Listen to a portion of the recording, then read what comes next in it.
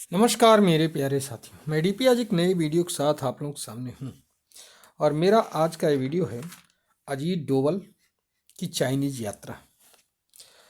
परसों गए थे अजीत डोवल और कल अर्थात 18 ऑफ दिसंबर 2024 को अजीत डोवल और चाइनीज़ डिफेंस मिनिस्टर वांग ई के बीच में कुछ बात हुई और इन बातों में 6 पॉइंट्स पर सहमति बनी।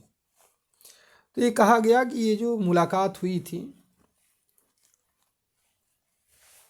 मोदी और शी जिनपिंग के बीच में बहुत थोड़े समय के लिए, उसी में जो है उसी के बाद में ये मुद्दा उठाया गया है, ये मतलब स्टेप लिया गया है। सहमति के जो बिंदु हैं पहले आइए उन्हीं को हम लोग जानते हैं कि क्या बिंदु है दोनों के बीच में। हालांकि बातचीत से लग रहा है, अगर हम चाइनीज़ उसको देखें, रिएक्शंस को देखें, तो ये लग रहा है कि चाइना ये चाहता है कि स्टेबल रिलेशन बने। लेकिन भारत के स्टेटमेंट्स को अगर देखें तो ये लगता है कि भारत ये फूंक फूंक कर कदम रख रहा है। भारत जल्दीबाजी में नहीं है। हालांकि भारत ये चाहता है कि स्टेबल रिलेशन रहे, लेकिन वो फूंक फूंक कर कदम रख रहा है। सहमति के बिंदु क्या है, इंग्लिश में है, वो कई पॉइंट्स के हैं, 6 पॉइंट्स के हैं। उन्हीं 6 पॉइंट को हिंदी में शॉर्ट में अगर लिया जाए तो कुछ इस तरह से होगी कि बॉर्डर एरिया में शांति बहाली और स्थिरता बनी रहे, स्पष्ट और जो परस्पर जो एक्सेप्टेबल म्यूचुअली जो मतलब एग्रेबल हो, परस्परी म्यूचुअल एक्सेप्टेबल जो फ्रेमवर्क हो उस पर काम किया जाए। पर्यटन की बात की गई कि तिब्बत सीमा पर सिक्किम का नाथुला पास, नदी जल स्रोत, कैलाश मानसरोवर यात्रा, इन सब पर बहाली की जाए। नदी जल स्रोतों संबंध भी है कि नदियों में पानी को जल की जो है समझौता है, कितना कौन यूज करेगा, इस पर भी एक स्पष्टता बने।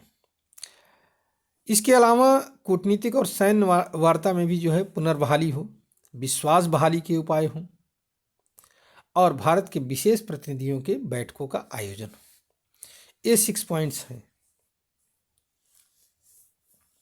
ये 23वीं वार्ता थी इस टाइप की।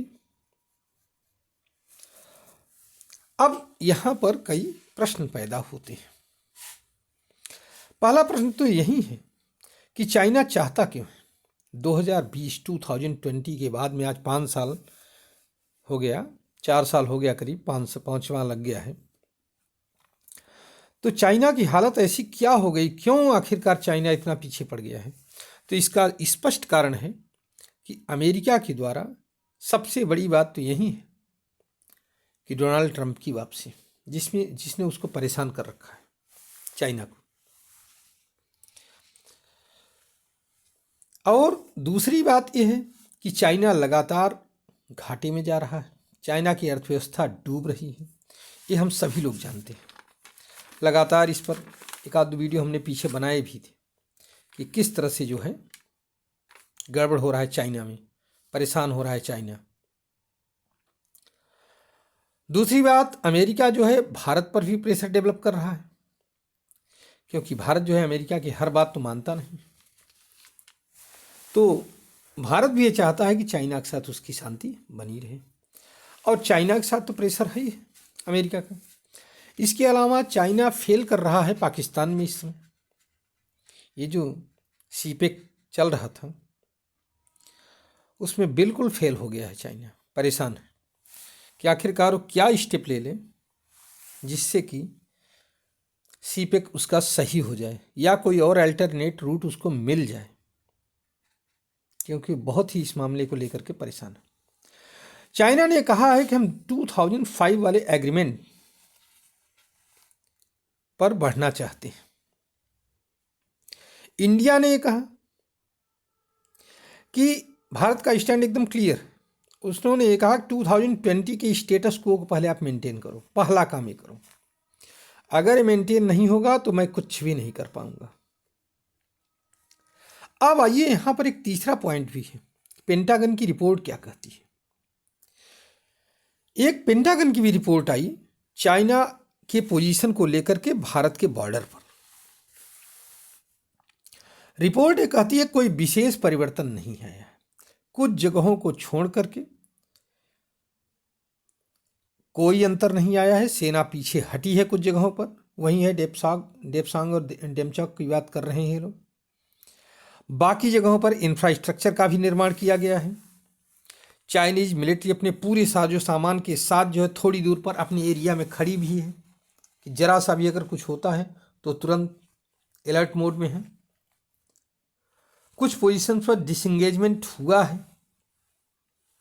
अभी भी लगभग 1,20,000 की PLA पीपल्स लिबरेशन आर्मी जो चाइना की वो बॉर्डर पर तैनात है।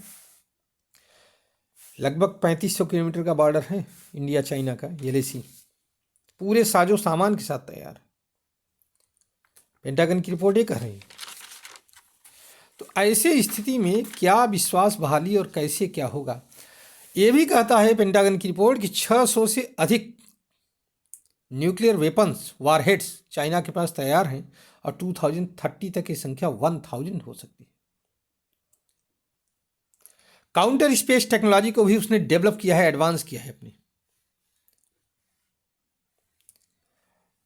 चाइनीज करप्शन के कारण चाइनीज मिलिट्री का मॉडर्नाइजेशन थोड़ा सा धीमे पड़ा था, लेकिन बहुत ज़्यादा प्रभावित नहीं हुआ है। अब कुल मिला करके अगर हम देखें तो चाइना की कथनी और करनी में बहुत बड़ा अंतर रहा है। मैंने 6 पॉइंट्स भी आपके सामने रखे, पेंटागन की रिपोर्ट भी रखी और चाइना की एक्चुअल पोजीशन भी रखी।